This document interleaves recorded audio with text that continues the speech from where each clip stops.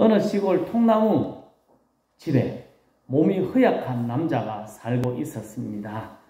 그 집 앞에는 크다란 바위가 있었는데 그 바위 때문에 집에 들어가고 나오는 것이 참 힘들었습니다. 어느 날 꿈을 꿨는데 하나님이 나타나셔서 말씀을 하십니다. 사랑하는 아들아, 집 앞에 바위를 매일 밀어라. 어떻게 해야 되겠습니까? 꿈에 하나님을 봤으니까 그게 하나님의 말씀이다 생각하고 희망을 가지고 매일 바위를 밀었습니다. 비가 오나 눈이 오나 추우나 더우나 열심히 바위를 밀었습니다. 1년 동안이나 밀었습니다. 얼마나 옮겨졌을까요? 가지고 자를 가지고 한번 재봤습니다. 얼마나 갔는지 한번 재보니까 하나도 안 움직였습니다. 1년 동안 싹 빠지게 밀었는데 아무것도 안 됐습니다. 그래서 집 앞에 앉아가지고 1년 동안의 헛수고가 너무 분해가지고 하나님이 사기쳤다고 막 울었습니다. 그때 하나님이 또 옆에 찾아오셔서 말씀합니다. 사랑하는 아들아, 왜 그렇게 슬피 우느냐? 여러분 뭐라 그래야 되겠습니까? 하나님 때문입니다. 하나님 말씀대로 지난 1년 동안 희망을 가지고 열심히 바위를 밀었는데 바위는 한 개도 안 움직였습니다. 하나님이 말씀하십니다. 나는 너에게 바위를 옮기라고 한 적이 없단다. 뭐 하라고 했습니까? 바위를 밀어라 했을 뿐이다. 이제 거울로 가서 네 모습을 한번 보겠느냐. 그 남자가 약한 남자였습니다. 허약한 남자가 거울 앞에 딱 가서 자신의 모습을 봤는데 다른 사람이 앞에 서 있습니다. 거울에 비친 남자는 병약한 모습이 아니고 튼튼한 근육질의 남자였습니다. 그리고 그때부터 생각해 보니까 지난 1년 동안 밤마다 기침을 잠도 제대로 못 잤는데 기침도 안 하고 잠도 푹 잤습니다. 아침에 상쾌하게 일어났고 잠도 푹 잤습니다. 하나님의 계획은 무엇이었을까요? 네, 바위의 위치를 바꾸는 것, 그것보다 더 중요한 것은 그 사람을 변화시키는 것이었습니다. 그 변화는 바위를 옮기는 것 때문에 생긴 게 아닙니다. 바위는 그대로 있었습니다만 말씀에 순종하여서 매일 바위를 밀었기 때문에 생겼습니다. 우리의 삶에도 마찬가지입니다. 바위를 옮기는 기적도 우리에게 필요할 때가 있습니다만 그것보다 더 중요한 것은 매일매일 바위를 미는 우리의 순간순간 한 걸음 한 걸음이 더 중요합니다. 우리에게 필요한 것은 말씀에 순종하는 것입니다. 놀라운 기적을 나타내고 놀라운 기적을 경험하는 것 참 좋습니다. 하지만 그것보다 더 중요한 것은 말씀에 순종하여서 한 걸음 한 걸음 날마다 살아가는 것이다 하는 것을 우리들이 꼭 기억해야 됩니다. 성도 여러분, 하나님을 믿는 우리들이 믿는 믿음을 가지고 말씀에 순종하는 걸음, 그 걸음을 매일매일 힘차게 계속해서 걸어갈 수 있기를 예수님의 이름으로 축복합니다. 예수님께서 한 집에 들어가셔서 말씀을 가르칩니다. 이 소식을 듣고 많은 사람들이 예수님 앞에 나왔습니다. 또 4명의 사람들이 중풍병자를 침상에 메고 예수님을 찾아왔습니다. 그들의 목적은 단 하나, 병을 고치는 거였습니다. 예수님 있는 집까지 왔는데 사람들이 너무 많아서 들어갈 수가 없었습니다. 그래서 그들이 택한 방법이 무엇입니까? 지붕으로 올라가서 지붕을 뜯고 중풍병자를 말씀을 가르치고는 예수님 앞으로 쑥 내리는 것입니다. 예수님께서는 그들의 믿음을 보시고 중풍병자를 고쳐주셨습니다. 그 뒤에 논쟁이 있었지만 그거는 빼도록 하겠습니다. 오늘 말씀에서 중풍병자를 메고 온 4명의 사람, 그들의 삶을 통하여서 섬김의 모습을 오늘 한번 생각해 보려고 합니다. 예수님 앞에 침상을 달아내린 4명의 사람들이 누구를 데리고 왔습니까? 3절에 이렇게 소개합니다. 같이 읽겠습니다. 사람들이 한 중풍병자를 4사람에게 메워가지고 예수께로 올세. 중풍병자를 메고 왔습니다. 중풍병자는 혼자 힘으로 도저히 예수님 앞으로 나올 수 없는 사람입니다. 요즘도 중풍병 걸리면 못 일어나시는 분이 있습니다. 저희 부친이 중풍병으로 한 횟수로 8년, 만 7년을 누워 계시다가 가셨습니다. 일어날 수가 없습니다. 자기 혼자 어디 가지도 못합니다. 그냥 가만히 누워있고 도와주는 사람 없으면 살아가기 참 힘든 사람이 중풍병자입니다. 이 당시에는 더 심하지 않았겠습니까? 요즘은 조금 빨리 가면 그래도 몸이 조금 불편하지만 나을 수는 있습니다. 이 당시에는 그럴 수가 없었습니다. 아무리 예수님의 이야기를 듣고 예수님 앞에 나가고 싶지만 자기 혼자 힘으로는 도저히 갈 수가 없습니다. 그래서 가만히 누워서 천장만 바라보고 있어야 됩니다. 그에게 희망은 4명의 사람입니다. 이 사람들이 사람마다 다릅니다. 성경에 누군지 안 나와 있습니다. 가족일 것이다. 사랑하는 친구일 것이다. 이렇게 이야기하는데 어쨌든 중풍병자를 사랑하는 사람들이었을 것입니다. 중풍병자를 사랑하는 사람들이 예수님의 소문을 듣고 예수님 앞으로 움직일 수 없었던 중풍병자를 데리고 갔습니다. 우리도 마찬가지입니다. 자신의 힘으로는 믿음의 길을 걸을 수 없는 믿지 않는 사람들을 예수님께로 데리고 오는 일을 우리들이 해야 됩니다. 그들은 나올 생각이 없고 나올 수도 없습니다. 그래서 우리들이 힘을 써야 됩니다. 그들의 힘으로는 나올 수 없으니까 우리가 하는 겁니다. 중풍병자도 나올 수 없었고 믿지 않는 사람도 마음대로 교회 나오기가 쉽지 않습니다. 교회 나오면 죽는 줄 압니다. 그래서 안 나옵니다. 그 사람들을 데려오는 일 우리가 해야 됩니다. 성도 여러분, 중풍병자를 예수님께 데려나온 4명의 사람들처럼 우리의 이웃, 우리의 사랑하는 사람들을 구원의 길이요 희망 대신 예수님께로 데려올 수 있기를 예수님의 이름으로 축복합니다. 이게 오늘 말씀의 내용입니다. 아까도 말씀드렸는데 예수님께서 어느 집에 계신다는 이야기를 사람들이 듣습니다. 그 이야기를 들었으니까 많은 사람들이 예수님 앞으로 모였습니다. 온 집이 꽉 찼습니다. 문 앞에도 꽉 찼습니다. 예전에 부흥회 하면 자리뿐만 아니라 이 통로에도 앉고 강대상에도 앉았지 않습니까? 자리가 없어가지고 더 못 들을 정도로 서 있고 막 그랬습니다. 그처럼 발 디딜 틈이 없습니다. 예수님께서 이렇게 모인 무리들에게 말씀을 가르치십니다. 예수님의 소문을 듣고 빨리 가고 싶었지만 빨리 못 가고 천천히밖에 올 수 없는 사람들이 있었습니다. 그 사람들이 늦게 도착한 중풍병자를 데리고 온 4명의 사람들입니다. 그들은 어쩔 수 없이 늦었습니다. 다른 사람은 지 혼자 뛰가면 되는데 이 사람들은 한 사람을 메고 가려고 하니까 얼마나 힘들겠습니까? 그래서 늦게 왔습니다.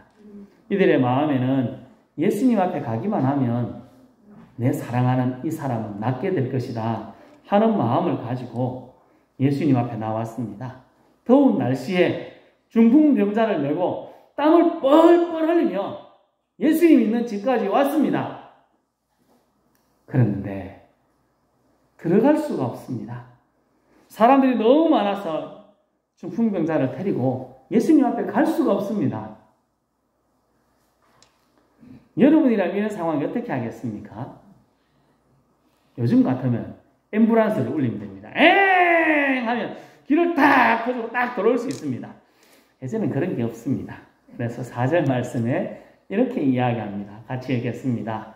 무리들 때문에 예수께 데려갈 수 없으므로 그 계신 곳에 지붕을 뜯어 구멍을 내고 중풍병자가 누운 상을 달아내리니 아멘.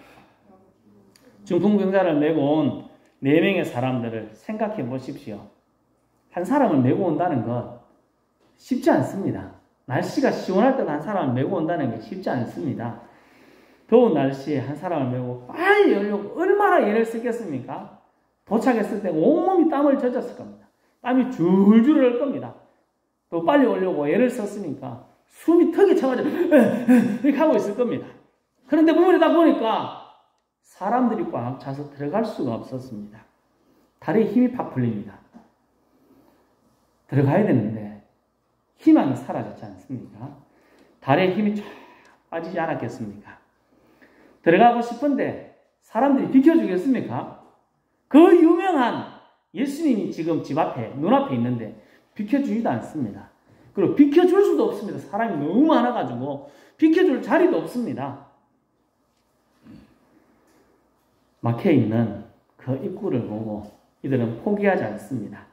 힘이 들지만 방법을 찾습니다. 구하면 길이 있습니다. 찾으면 찾을 수 있습니다. 그들이 본 것이 무엇입니까? 지붕입니다.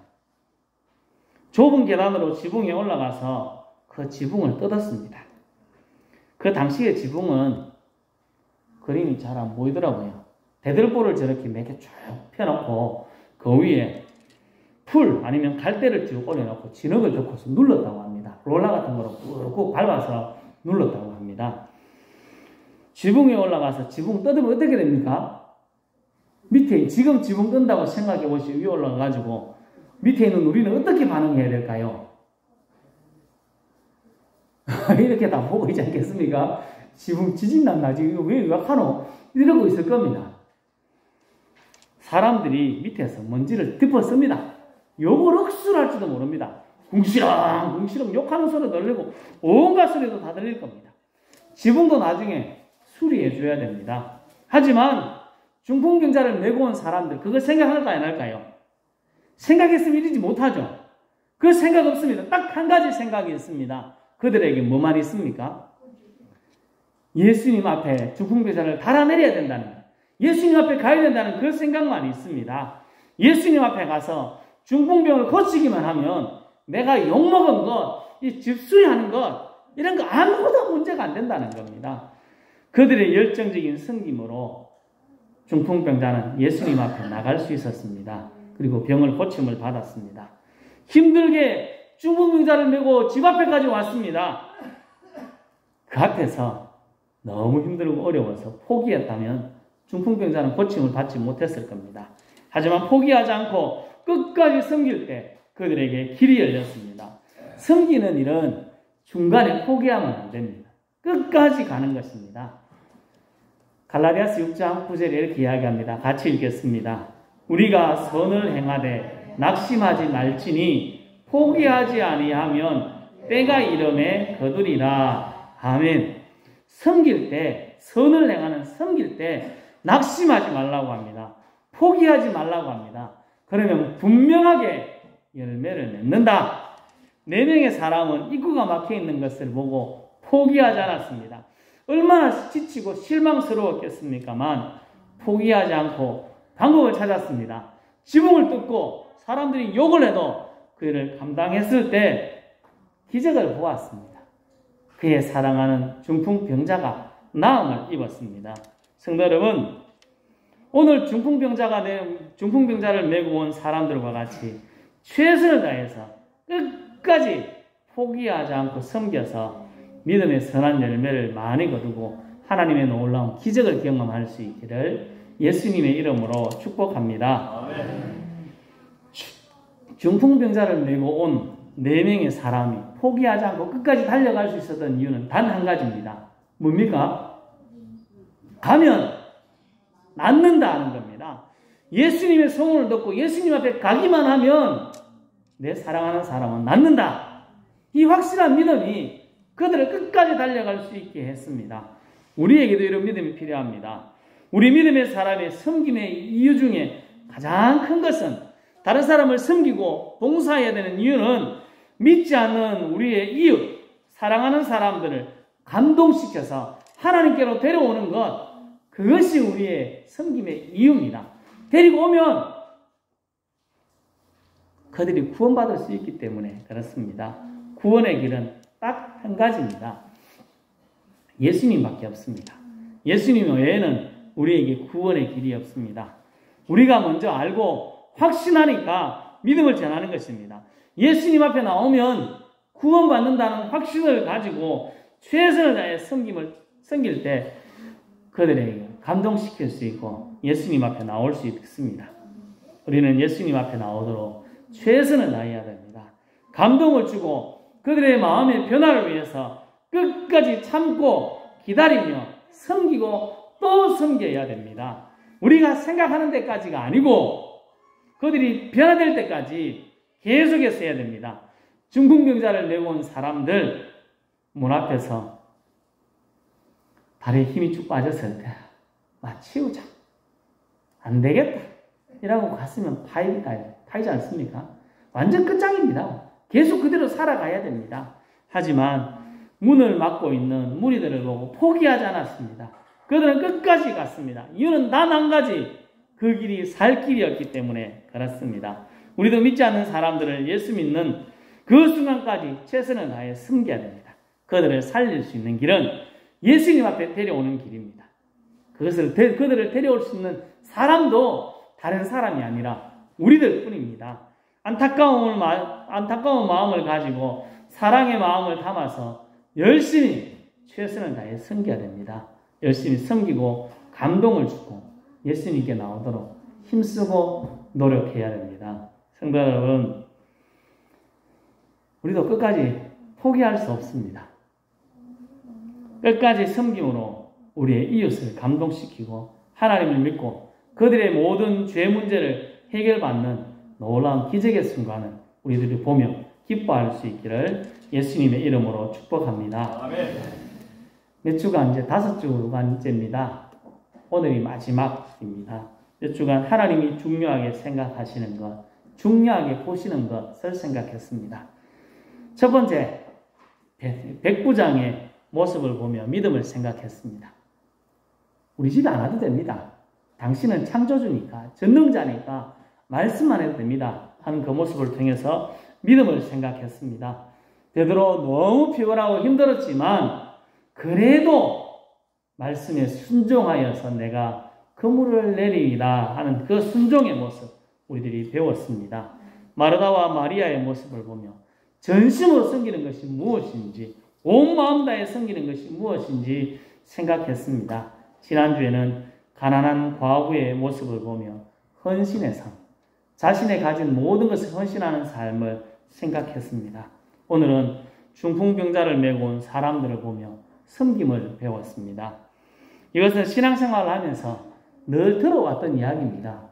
못 들었던 이야기를 오늘 그리고 5주 동안 한 게 아니지 않습니까? 다 들었던 이야기를 했습니다. 잘 알고 있지만 삶으로 잘 살지 못했습니다. 제일 처음 말씀드린 바위를 민 그 허약한 남자의 이야기처럼 우리도 바위를 매일 밀고 밀어서 튼튼한 몸이 된 것처럼 우리도 알고 있는 것을 실천할 때 튼튼한 신앙, 하나님이 기뻐하시는 신앙, 하나님이 중요하게 보시는 그 일들을 감당할 수 있을 것입니다. 덤으로 우리에게 전도의 열매, 믿음의 열매가 주렁주렁 맺히게 될 것입니다. 성도 여러분, 믿음을 가지고 순종해야 됩니다. 믿음을 가지고 전심으로 온 마음으로 하나님을 섬겨야 됩니다. 믿음을 가지고 헌신의 삶, 믿음을 가지고 오늘 섬김의 삶을 살아가야 합니다. 오늘 집에 가실 때 선물을 하나 드리려고 합니다. 여러분께 드리는 건 아니고요. 하나는 파스고 하나는 마스크입니다. 제가 쓰고 있는 이런 마스크입니다. 가방에 다 담았습니다. 한 분이 꼭 한 개씩을 가져가십시오. 그리고 우리 이웃에게 나눠주시면 좋겠습니다. 조그만한 거 준다고 변화되겠습니까? 안 변화되지만 그래도 또 주고 또 주고 또 줍니다. 언젠가 변화될 때까지 우리는 포기하지 않고 끝까지 그 일을 위해서 오늘도 나누려고 합니다. 집에 가셔서 내가 쓰는 게 아닙니다. 내가 쓰는 게 아닙니다. 집에 가서 딱 봤는데 우리 집에 저기 있다. 이러면 이제 배달 사고입니다. 배달 사고. 누구한테 줘야 된다고요? 이웃에게. 한 집에 2개씩 가도 괜찮습니다. 어떻습니까, 그게? 저거를 우리의 사랑하는 이웃에게 섬김의 마음으로, 그들이 꼭 예수 믿었으면 좋겠다는 마음으로 한번 기도하고 전달해 주시면 고맙겠습니다. 이게 섬김 아니겠습니까? 그렇게 나누고 섬김을 작은 실천을 계속해 나갈 때 그들이 감동할 것입니다. 감동할 때까지 우리는 계속하면 됩니다. 우리가 생각하는 데까지가 아니라 우리가 하나님 가는 그날까지, 그들이 감동받아서 하나님께 나오는 그날까지 매일매일 최선을 다해서 끝까지 달려가야 됩니다. 그럴 때 우리는 놀라운 믿음, 사람들이 부러워하는 감동받는 모습으로 되고 하나님의 기쁨과 칭찬받는 그런 모습이 될 수 있을 것입니다. 성도 여러분, 하나님이 중요하게 보시는 것 5가지. 믿음, 순종, 전심, 헌신과 섬김의 삶을 살아서 하나님의 칭찬을 듣는 믿음의 사람이 되고 우리 이웃을 감동시키는 믿음의 사람으로 우뚝 설 수 있기를 예수님의 이름으로 축복합니다. 아멘. 기도하겠습니다.